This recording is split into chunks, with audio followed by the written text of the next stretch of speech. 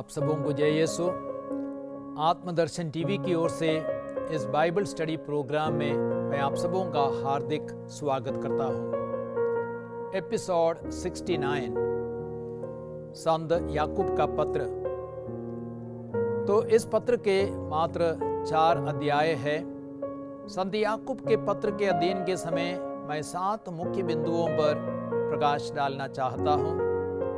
सबसे पहले याकूब के पत्र की प्रस्तावना, दूसरा पत्र का लेखक, तीसरा पत्र का रचना काल, चौथा पत्र में क्रिस्त, पांचवा पत्र के मुख्य शब्द, आयतें और अध्याय, छठवां पत्र का सर्वेक्षण, सातवां याकूब के पत्र की मुख्य शिक्षा। अब हम पहले बिंदु प्रस्तावना पर आते हैं। यह पत्र कुछ उपयोगी व्यावहारिक शिक्षा का संग्रह है जो सबों के लिए लिखा गया है। क्रिस्तियों का मनोभाव और आचरण कैसे होने चाहिए, इन बातों पर याकूब का पत्र हमें मार्गदर्शन देता है। पत्र कई सारे विषयों पर जैसे धन और गरीबी, प्रलोभन, अच्छा आचरण, पूर्वाग्रह, विश्वास और कर्म, जीभ का इस्तेमाल, प्रज्ञा, झगड़ा, घमंड और विनम्रता, दूसरों का न्याय करना, डींग मारना, धीरज और प्रार्थना आदि विषयों पर प्रकाश डालता है। क्रिस्तीय धर्म के अभ्यास में याकूब का पत्र विश्वास के साथ कर्म की आवश्यकता पर भी जोर डालता है। कर्मों के अभाव में विश्वास व्यर्थ है। अब हम दूसरे बिंदु पर आते हैं, अर्थात पत्र का लेखक। पत्र का प्रारंभिक अभिवादन यह दर्शाता है कि पत्र का लेखक याकूब है, जो अपने को ईश्वर और ईसा मसीह का सेवक कहता है। नए विधान में 3 व्यक्ति याकूब के नाम से जाने जाते हैं। पहला जबदी का पुत्र, दूसरा अल्फाई का पुत्र और तीसरा ईसा का भाई। जबदी का पुत्र और अल्फाई का पुत्र दोनों प्रेरित थे। यह पत्र उनके द्वारा नहीं लिखा गया, क्योंकि प्रारंभिक अभिवादन में लेखक अपने को प्रेरित नहीं कहता है, बल्कि सेवक कहता है।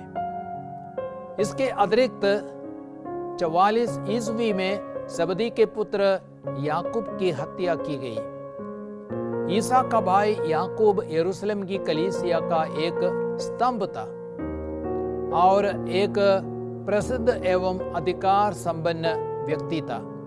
प्रेरित चरित्र अध्याय 12 वाक्य संख्या 17, अध्याय 15 वाक्य संख्या 13 से 21 और अध्याय 21 वाक्य संख्या 18। गलातियों के पत्र अध्याय 2 वाक्य संख्या 9 और 12। कलीसिया की परंपरा के अनुसार याकूब, जो ईसा का भाई था, पत्र का लेखक है। ईसा के प्रति सत्यनिष्ठ होने के कारण 62 ईस्वी में याकूब को पत्रों से मार डाला गया। अब हम तीसरे मुख्य बिंदु पर आते हैं, पत्र का रचना काल। पत्र संसार भर में बिखरे 12 वंशों को लिखा गया है। अध्याय 1 वाक्य संख्या 1। ये 12 वंश फिलिस्तीन के बाहर बिखरे हुए इब्रानी क्रिस्तीय थे। वे सभागृह में एक साथ मिलते थे। अध्याय 2 वाक्य संख्या 2। यदि ईसा का भाई याकूब ही पत्र का लेखक है, तो रचना का समय 62 ईस्वी के पहले ही हो सकता है। याकूब अपने पत्र में यरूशलेम की महासभा में जिन विषयों की चर्चा हुई, उनके बारे में मौन है। इसका मतलब यह भी हो सकता है कि पत्र उस महासभा के पहले लिखा गया था। यह पत्र फिलिस्तीन में लिखा गया है। अब हम चौथे मुख्य बिंदु पर आते हैं, पत्र में क्रिस्त। पत्र में अध्याय 1 वाक्य 1 और अध्याय 2 वाक्य 1 में लेखक प्रभु ईसा मसीह का नाम लेता है और अध्याय 5 7 और 8 में वह कहता है कि प्रभु के आने तक धैर्य रखे, क्योंकि उसका आगमन निकट है। याकूब प्रत्यक्ष रूप से बहुत कम बार क्रिस्त के विषय में कहता है, लेकिन पत्र में कई जगह हम ईसा की शिक्षा के झलक को देख सकते हैं। उदाहरण के लिए याकूब 1:2 में लिखा है, भाइयों, जब आप लोगों को अनेक प्रकार की विपत्तियों का सामना करना पड़े तो अपने को धन्य समझिए।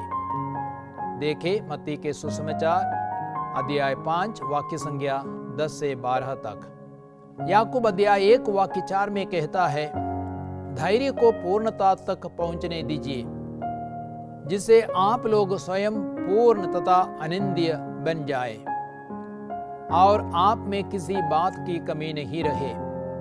देखें मत्ती का सुसमाचार अध्याय 5 वाक्य संख्या 48। याकूब के ग्रंथ अध्याय 2:13 में वह कहता है, जिसने दया नहीं दिखाई है उसके साथ दया नहीं की जाएगी, किंतु दया न्याय पर विजय पाती है। आप देखें मत्ती के सुसमाचार अध्याय 6 वाक्य संख्या 14 से 15। याकूब अपने ग्रंथ अध्याय 4 वाक्य 11 में कहता है, भाइयों, आप एक दूसरे की निंदा नहीं करें। जो अपने भाई की निंदा करता या अपने भाई का न्याय करता है, वह संहिता की निंदा और न्याय करता है। यदि आप संहिता का न्याय करते हैं तो आप संहिता के पालक नहीं बल्कि न्यायकर्ता बन बैठते हैं। आप देखें मत्ती के सुसमाचार अध्याय 7 वाक्य संख्या 1 से 2 तक। और याकूब अपने ग्रंथ अध्याय 5 वाक्य 2 में कहता है, आपकी संपत्ति सड़ गई है, आपके कपड़ों में कीड़े लगे। आप देखें मत्ती के सुसमाचार अध्याय 9 वाक्य 19। अब हम 5वें मुख्य बिंदु पर आते हैं, अर्थात पत्र के मुख्य शब्द, आयतें और अध्याय। मुख्य शब्द है अध्याय 1 वाक्य 19 से 22 और अध्याय 2 वाक्य 14 से 17। अध्याय 1 19 से 22 तक में लिखा गया है, प्रिय भाइयों, आप यह अच्छी तरह समझ लें, प्रत्येक व्यक्ति सुनने के लिए तत्पर रहे, किंतु बोलने और क्रोध में देर करे, क्योंकि मनुष्य का क्रोध उस धार्मिकता में सहायक नहीं होता जिसे ईश्वर चाहता है। इसलिए आप लोग हर प्रकार की मलिनता और बुराई को दूर कर नम्रता पूर्वक ईश्वर का वह वचन ग्रहण करें जो आप में रोपा गया है और आपकी आत्माओं का उद्धार करने में समर्थ है। आप लोग अपने को धोखा नहीं दे, वचन के श्रोता ही नहीं बल्कि उसके पालनकर्ता भी बने। और दूसरे मुख्य शब्द है अध्याय 2 वाक्य संख्या 14 से 17 तक। यहाँ लिखा गया है, भाइयों, यदि कोई यह कहता है कि मैं विश्वास करता हूं किंतु उसके अनुसार आचरण नहीं करता, तो इससे क्या लाभ? क्या विश्वास उसका उद्धार कर सकता है? मान लीजिए कि किसी भाई या बहन के पास ना पहनने के लिए कपड़े हो और ना रोज रोज खाने की चीजें। यदि आप लोगों में कोई उनसे कहें, खुशी से जाइए, गरम गरम कपड़ा पहनिए और भरपेट खाइए, किंतु वह उन्हें शरीर के लिए जरूरी चीजें नहीं दे, तो इससे क्या लाभ? इस तरह कर्मों के अभाव में विश्वास पूर्ण रूप से निर्जीव होता है। इसका मतलब है विश्वास और कर्म एक दूसरे का पूरक है। और याकूब का मुख्य अध्याय है अध्याय 1, जो विपत्ति और प्रलोभन में हमें सही मनोभाव अपनाने की सलाह देता है। अब हम 6वें मुख्य बिंदु पर आते हैं, पत्र का सर्वेक्षण यानी निचोड़। पत्र में विभिन्न विषयों पर चर्चा की गई है जिनके बीच में कभी कभी संबंध नहीं है। पत्र को 3 भागों में विभाजित किया जा सकता है। पहला भाग है विश्वास की परीक्षा, अध्याय 1 वाक्य संख्या 1 से लेकर 18 तक। याकूब कहता है कि विश्वास का परीक्षण धैर्य उत्पन्न करता है। जब धैर्य पूर्णता तक पहुंचेगा, हम स्वयं पूर्ण तथा अनिंद्य बन जाएंगे और हमें किसी बात की कमी नहीं होगी। अध्याय 1 वाक्य संख्या 3 से 4 तक। हमें विश्वास के साथ और संदेह किए बिना प्रार्थना करनी चाहिए, क्योंकि जो संदेह करता है वह समुद्र की लहरों के सदृश है, जो हवा से इधर उधर उछाली जाती है। अध्याय 1 वाक्य संख्या 6। धन्य है वह जो विपत्ति में दृढ़ बना रहता है, परीक्षा में खरा उतरने पर उसे जीवन का वह मुकुट प्राप्त होगा जिसे प्रभु ने अपने भक्तों को देने की प्रतिज्ञा की है। अध्याय 1 वाक्य 12। ईश्वर किसी को प्रलोभन नहीं देता। जो प्रलोभन में पड़ता है वह अपनी ही वासना द्वारा खींचा और बहकाया जाता है। अध्याय 1 वाक्य 13 से 14 तक। सभी उत्तम दान और सभी पूर्ण वरदान ऊपर के हैं। अध्याय 1 वाक्य 17। अब हम दूसरे भाग में आते हैं, विश्वास के लक्षण या विशेषताएं। अध्याय 1 वाक्य संख्या 19 से लेकर अध्याय 5 वाक्य 6 तक। जब किसी के विश्वास की परीक्षा होती है, उस समय उसे सुनने के लिए तत्पर रहना है, किंतु बोलने और क्रोध करने में देर करनी है। अध्याय 1 वाक्य 19। सुनने में तत्परता का अर्थ है ईश्वर के वचन के प्रति आज्ञाकारिता का मनोभाव। अध्याय 1 वाक्य 19 से 27 तक। इसलिए याकूब कहते हैं, वचन के श्रोता ही नहीं बल्कि उसके पालनकर्ता भी बने। जो व्यक्ति वचन सुनता है किंतु उसके अनुसार आचरण नहीं करता, वह उस मनुष्य के सदृश है जो दर्पण में अपना चेहरा देखता है। वह अपने को देखकर चला जाता है और उसे याद नहीं रहता कि उसका अपना स्वरूप कैसा है। अध्याय 1 वाक्य संख्या 22 से वाक्य 24 तक। सच्चे विश्वास का अर्थ है हमारे मनोभाव में परिवर्तन। धनियों के प्रति पक्षपात को छोड़कर गरीब एवं धनी दोनों को प्रेम करना है। अध्याय 2 वाक्य 1 से 13। सच्चा विश्वास अच्छे आचरण द्वारा प्रकट होता है। अध्याय 2 वाक्य 14 से 26 तक। रोमियों के पत्र में पौलुस कहता है कि इब्राहिम विश्वास द्वारा धार्मिक बना। रोमी अध्याय 4 वाक्य 22। लेकिन याकूब कहता है कि इब्राहिम अपने कर्मों के कारण धार्मिक माने गए जब उन्होंने वेदी पर अपने पुत्र इसहाक को अर्पित किया। अध्याय 2 वाक्य 21। इस प्रकार विश्वास कर्मों द्वारा ही पूर्ण बनता है। अध्याय 2 वाक्य 22। अतः हम देखते हैं कि मनुष्य केवल विश्वास से नहीं बल्कि कर्मों से धार्मिक बनता है। अध्याय 2 वाक्य 24। जो विश्वास हमारे जीवन में परिवर्तन नहीं लाता, वह बचाने वाला विश्वास नहीं है। याकूब यह भी कहता है कि सच्चा विश्वास जीभ पर भी नियंत्रण पाता है। विश्वास से प्रेरित ईश्वर का सामर्थ्य ही जीभ को नियंत्रण में ला सकता है। इसलिए लिखा गया है, जो कभी गलत बात नहीं कहता वह पहुंचा हुआ मनुष्य है और वह अपने पूर्ण शरीर को नियंत्रण में रख सकता है।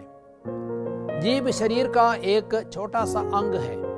एक छोटी सी चिंगारी विशाल वन में आग लगा सकती है। जीभ भी एक आग है जो हमारे अंगों के बीच हर प्रकार की बुराई का स्रोत है। वह हमारा समस्त शरीर दूषित करती और नरक अग्नि से प्रज्वलित होकर हमारे पूरे जीवन में आग लगा देती है। अध्याय 3 वाक्य संख्या 2, 5 से 6 तक। संसार और उसकी चीजों के प्रति आकर्षण मनुष्य के हृदय में तनाव उत्पन्न करता है, जो विश्वास की वृद्धि में हानिकारक है। अध्याय 4 वाक्य संख्या 1 से अध्याय 5 वाक्य 6 तक। याकूब पूछते हैं, क्या आप यह नहीं जानते कि संसार से मित्रता रखने का अर्थ है ईश्वर से बैर करना। जो संसार का मित्र होना चाहता है वह ईश्वर का शत्रु बन जाता है। अध्याय 4 वाक्य 4। इसलिए याकूब सलाह देते हैं कि हम ईश्वर के अधीन रहे, शैतान का सामना करें और वह हमसे भाग जाएगा। अध्याय 4 वाक्य 7। प्रभु के सामने दीनहीन बने और वह आपको ऊंचा उठाएगा। अध्याय 4 वाक्य 10। जो धन कमाना चाहता है इस बात को ना भूले कि धन हमें घमंडी, अन्यायी और स्वार्थी बना सकता है। अध्याय 5 वाक्य 1 से 6 तक। और याकूब के ग्रंथ का तीसरा मुख्य भाग है विश्वास की विजय। अध्याय 5 वाक्य संख्या 7 से 20 तक। याकूब अपने पाठकों को प्रोत्साहित करते हैं कि वे ईसा के पुनरागमन की प्रतीक्षा करते हुए अपने दुख कष्टों में धैर्य रखें। अध्याय 5 वाक्य 7 से 12।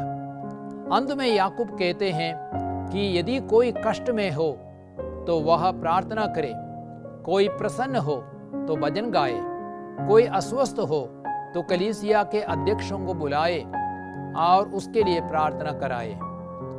वह विश्वासपूर्ण प्रार्थना रोगी को बचाएगी और प्रभु उसे स्वास्थ्य प्रदान करेगा। यदि उसने पाप किया है तो उसे क्षमा मिलेगी। एक धर्मात्मा की भक्तिमय प्रार्थना बहुत प्रभावशाली होती है। अध्याय 5 13 से 20 तक। अब हम 7वें एवं अंतिम मुख्य बिंदु पर आते हैं, अर्थात याकूब के पत्र की मुख्य शिक्षा। और पहली मुख्य शिक्षा है विपत्तियों में अपने को धन्य समझें। हमें विपत्तियों में अपने को धन्य समझना है। अक्सर जब विपत्तियां और मुश्किलें जीवन में आती है तब हम इजराइलियों की तरह कुड़कुड़ाते हैं और क्रुद्ध हो जाते हैं और इस प्रकार पाप में गिरते हैं। इसलिए याकूब कहते हैं, जब आप लोगों को अनेक प्रकार की विपत्तियों का सामना करना पड़े तो अपने को धन्य समझिए। आपके विश्वास का इस प्रकार का परीक्षण धैर्य उत्पन्न करता है। धैर्य को पूर्णता तक पहुंचने दीजिए, जिससे आप लोग स्वयं पूर्ण तथा अनिंद्य बन जाए और आप में किसी बात की कमी नहीं रहे। अध्याय 1 वाक्य संख्या 2 से 4। फिर याकूब कहते हैं, आप लोग धैर्य रखें, हिम्मत ना हारे, क्योंकि प्रभु का आगमन निकट है। अध्याय 5 वाक्य 8। दूसरी मुख्य शिक्षा है प्रलोभन का सामना करें। हमें पाप और प्रलोभनों से लड़ना है और उन पर विजय पानी है। याकूब कहते हैं कि प्रलोभन में पड़ा हुआ कोई भी व्यक्ति यह ना कहे कि ईश्वर मुझे प्रलोभन देता है। ईश्वर ना तो बुराई के प्रलोभन में पड़ सकता और ना किसी को प्रलोभन देता है। जो प्रलोभन में पड़ता है वह अपनी ही वासना द्वारा खींचा और बहकाया जाता है। वासना के गर्भ में पाप का जन्म होता है और पाप विकसित होकर मृत्यु को जन्म देता है। अध्याय 1 वाक्य 13 से 15 तक। और तीसरी मुख्य शिक्षा है वचन के पालनकर्ता बने। बहुत लोग नियमित रूप से बाइबल पढ़ते और उसके वचनों को सुनते हैं, लेकिन बहुत कम लोग बाइबल के वचनों के अनुसार जीते हैं। अतः उनका जीवन जैसे तैसे रह जाते हैं। इसलिए याकूब कहते हैं, वचन के श्रोता ही नहीं बल्कि उसके पालनकर्ता भी बने। जो व्यक्ति वचन सुनता है किंतु उसके अनुसार आचरण नहीं करता, वह उस मनुष्य के सदृश है जो दर्पण में अपना चेहरा देखता है। वह अपने को देखकर चला जाता है और उसे याद नहीं रहता कि उसका अपना स्वरूप कैसा है। अध्याय 1 वाक्य संख्या 22 से 24 तक। चौथी मुख्य शिक्षा है दरिद्रों का सम्मान करें। आई रिपीट, समाज में अक्सर धनियों का आदर सम्मान होता है जबकि गरीबों का तिरस्कार होता है। संत याकूब कहते हैं, धनियों के प्रति पक्षपात को छोड़कर गरीब एवं धनी दोनों का सम्मान करना सीखे। अध्याय 2 वाक्य 1 से 13 तक। धर्म ग्रंथ कहता है, तुम अपने पड़ोसी को अपने समान प्यार करो। यदि आप इसके अनुसार सबसे बड़ी आज्ञा पूरी करते हैं तो अच्छा करते हैं, किंतु यदि आप पक्षपात करते हैं तो पाप करते हैं और संहिता के अनुसार दोषी है। अध्याय 2 वाक्य 8 और 9। पांचवी मुख्य शिक्षा है, कर्मों के अभाव में विश्वास पूर्ण रूप से निर्जीव है। हमें अपने विश्वास को कर्मों द्वारा प्रकट करना है। याकूब कहते हैं, यदि कोई यह कहता है कि मैं विश्वास करता हूं किंतु उसके अनुसार आचरण नहीं करता तो इससे क्या लाभ? क्या विश्वास ही उसका उद्धार कर सकता है? मान लीजिए कि किसी भाई या बहन के पास ना पहनने के लिए कपड़े हो और ना रोज रोज खाने के लिए चीजें। यदि आप लोगों में कोई उनसे कहें, कुछ ही से जाइए, गरम गरम कपड़ा पहनिए और भरपेट खाइए, किंतु वह उन्हें शरीर के लिए जरूरी चीजें नहीं दे, तो इससे क्या लाभ? इसी तरह कर्मों के अभाव में विश्वास पूर्ण रूप से निर्जीव होता है। अध्याय 2 वाक्य 14 से 17। छठवीं शिक्षा है, अपनी जीभ पर नियंत्रण रखें। जीभ पर नियंत्रण क्रिस्तीय परिपक्वता एवं पूर्णता की अभिव्यक्ति है। याकूब कहते हैं, जो कभी गलत बात नहीं कहता वह पहुंचा हुआ मनुष्य है और वह अपने पूर्ण शरीर को नियंत्रण में रख सकता है। यदि हम घोड़ों को वश में रखने के लिए उनके मुंह में लगाम लगाते हैं तो उनके सारे शरीर को इधर उधर घुमा सकते हैं। अध्याय 3 वाक्य 2 से 3। जहाज कितना ही बड़ा क्यों न हो और तेज हवा से भले ही बहाया जा रहा हो, तब भी वह कर्णधार की इच्छा के अनुसार एक छोटी सी पतवार से चलाया जाता है। इसी प्रकार जीभ शरीर का एक छोटा सा अंग है। एक छोटी सी चिंगारी कितने विशाल वन में आग लगा सकती है। जीभ भी एक आग है जो हमारा समस्त शरीर दूषित करती और हमारे पूरे जीवन में आग लगा देती है। अध्याय 3 वाक्य संख्या 4 से 6 तक। अतः जीभ पर नियंत्रण अति आवश्यक है। अब सातवीं एवं अंतिम मुख्य शिक्षा है, विश्वास के साथ प्रार्थना करें। याकूब कहते हैं, यदि आप लोगों में कोई कष्ट में हो तो वह प्रार्थना करे। कोई अस्वस्थ हो तो कलीसिया के अध्यक्षों को बुलाए और वे प्रभु के नाम पर उस पर तेल का विलेपन करने के बाद उसके लिए प्रार्थना करें। विश्वास पूर्ण प्रार्थना रोगी को बचाएगी और प्रभु उसे स्वास्थ्य प्रदान करेगा। एक दूसरे के लिए प्रार्थना करें जिससे आप स्वस्थ हो जाए। धर्मात्मा की भक्तिमय प्रार्थना बहुत प्रभावशाली होती है। एलियस हमारी ही तरह निरे मनुष्य थे। उन्होंने आग्रह के साथ इसलिए प्रार्थना की कि पानी नहीं बरसे और 3.5 वर्ष तक पृथ्वी पर पानी नहीं बरसा। उन्होंने दोबारा प्रार्थना की, स्वर्ग से पानी बरसा और पृथ्वी पर फसल उगने लगी। अध्याय 5 वाक्य 13 से 18 तक।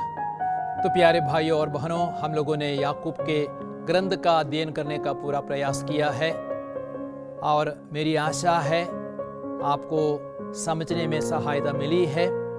प्रभु आप सबों को आशीर्वाद प्रदान करे। सर्वशक्तिमान परमेश्वर पिता पुत्र पवित्र आत्मा आप सबों को आशीर्वाद प्रदान करे। आप सबको जय यीशु।